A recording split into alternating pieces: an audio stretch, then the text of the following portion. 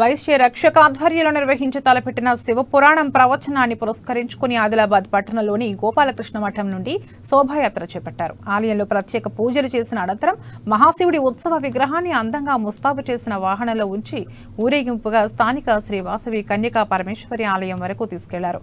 మహిళా భక్తులు, పట్టణ ప్రముఖులు తరలివచ్చి ఈ శోభాయాత్రలో పాల్గొన్నారు. గోపాలకృష్ణ మఠాధిపతి యోగానంద సరస్వతి పూజలు చేసి ఈ శోభాయాత్రను ప్రారంభించారు. ఈ నెల 30 వరకు శివపురాణం ప్రవచనం కొనసాగనున్నట్లు నిర్వాహకులు తెలిపారు.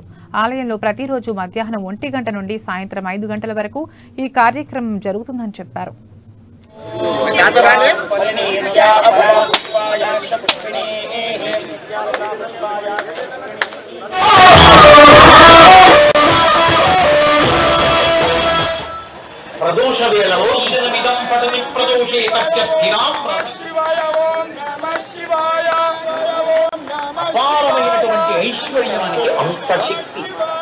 సమస్త సృష్టికి ఆధారమైనటువంటి ఆ పరమేశ్వరుణ్ణి మనస్సు నిండా ప్రార్థన చేస్తూ ఆదిలాబాద్ పట్టణం చరిత్రలోనే ప్రప్రథమంగా ఆర్యవైశ్య సంఘం వారి యొక్క ఆధ్వర్యంలో, ప్రత్యేకంగా వైశ్యరక్షక్ వారి ఆధ్వర్యంలో శివమహాపురాణ ప్రవచనము ఈ రోజు నుంచి 7 రోజులు ఆదిలాబాద్ పట్టణంలో జరగాలని శివాజ్ఞ చేత సంకల్పించడం జరిగింది.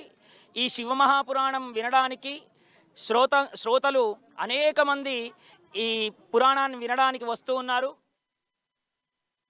సమస్త సృష్టికి ఆధారమైనటువంటి ఆ పరమేశ్వరుణ్ణి మనస్సు నిండా ప్రార్థన చేస్తూ ఆదిలాబాద్ పట్టణం చరిత్రలోనే